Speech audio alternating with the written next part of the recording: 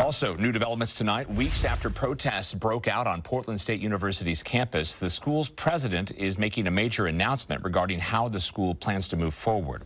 In a joint statement, President Ann Cudd and the student body president publicly called for a ceasefire in the Israeli-Palestinian conflict. Specifically, it calls for a ceasefire that includes an end to military operations, the release of all hostages, and that humanitarian aid be provided for civilians affected by the violence in Gaza.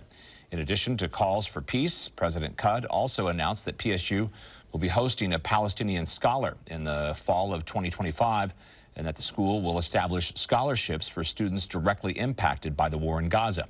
Also, President Cudd is supporting new curriculum proposals that would work to dissect Islamophobia, anti-Jewish, anti-Palestinian, and anti-Arab rhetoric.